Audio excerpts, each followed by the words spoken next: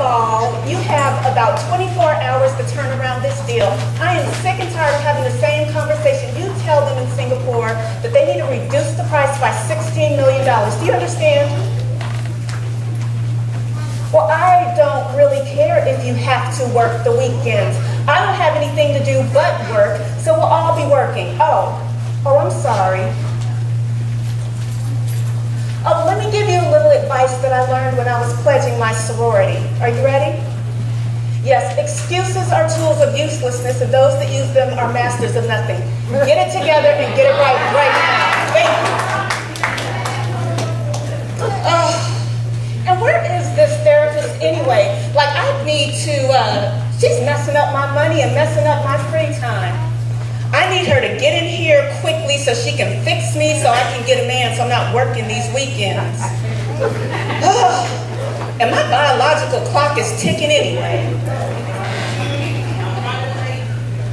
Strong, independent. Steve Harvey. Hello. I see we're still multitasking. Yes. Okay.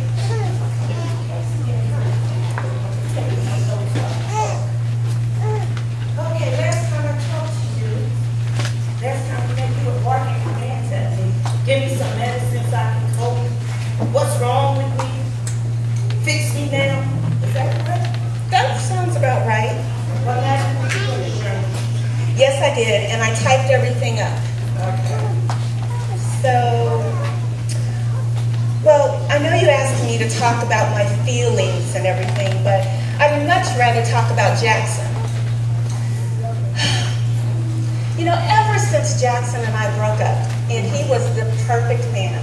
He was 6'5", he looked like Michael Ealy, he had an American Express black car, he drove a CLK, and, he used to wine and dine me.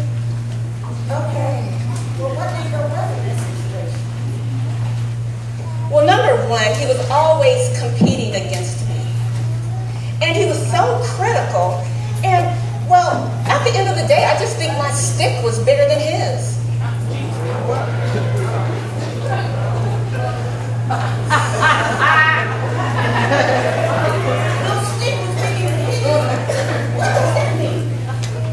It means that I always had to tell him what to do, and I just think that my balls were bigger than him. I could be a man like the best of them. Natalie, but you're a woman. You don't have to stick all balls.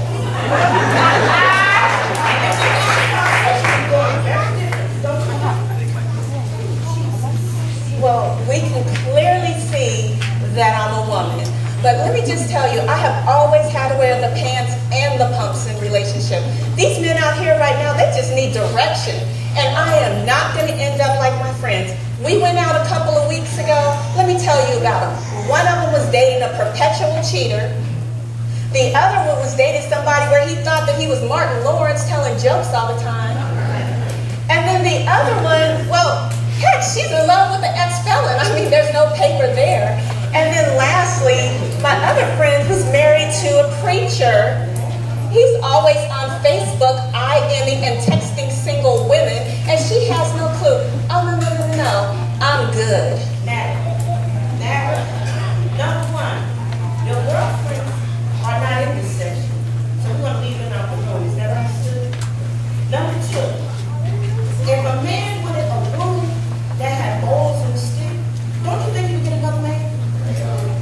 There has to be a connection between all your accomplishments and how you have these broken relationships and your overbearing nature. Don't you think? Well, I've just always been like this. So when I think about my parents, my dad was always working, and my mother would take care of his every need.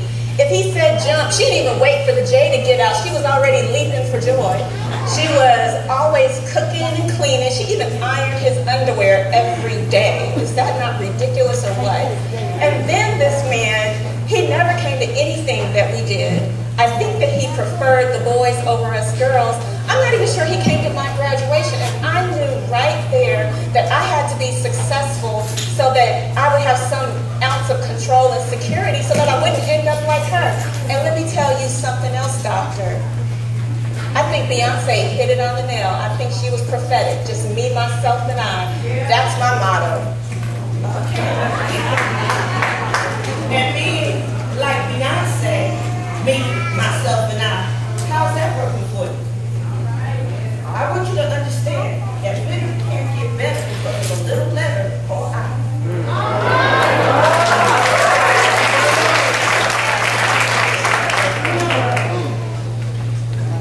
I want to know what house is that?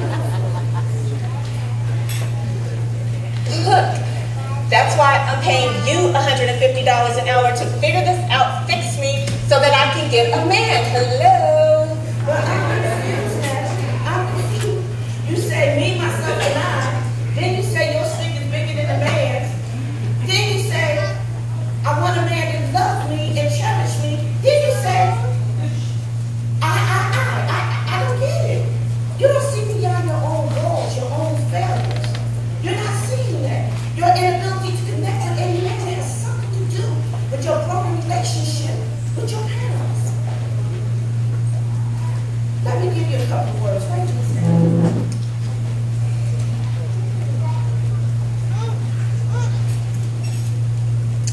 All right. Forgiveness, restoration, healing, and vulnerability. Okay, is that supposed to mean something? Now, you have to forgive your father for not living up to your expectations. Now, listen.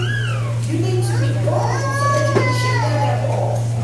So that God can get in and restore and heal you. Because without that, we're not going to move forward in a relationship with a man. What we call you, women like you, we call you prophet killers.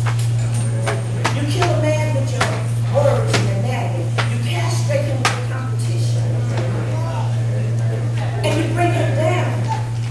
But all of this me stuff. So that you have to learn how to love yourself.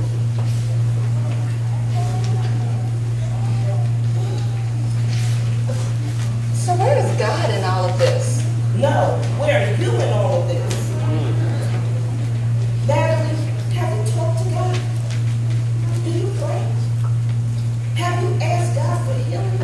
Have you told him what's going on with you? If you haven't spoken to God, how do you expect him to heal you? How do you expect to get rid of all of this stuff that you have encapsulated in you? Natalie, I'm telling you, you can't keep looking at what happened and think that a fairy tale is going to come true in your life. Fairy tales are not real. As a Christian therapist, you told me to put some God in this. And I want to be kind of realistic. You got to go to the scriptures. You got to go to the scriptures. But is it so unreasonable to think that I shouldn't have somebody just to love me, to share my life with, to hold me, to cherish me, to dream with me, to laugh with me, to cuddle with me? I mean, is that so unreasonable to think that there's somebody out there that can meet all of my standards and still let me be me? No, it's not too much to ask. But are you being realistic? But I thought God was supposed to give me the desires of my heart. I just feel like he's punishing me like every other man has. And I'm mad at him too. Now, how are you going to get through this if you don't reconcile with your father and especially reconcile with God? How can you expect God to heal you and you're so closed up and you're angry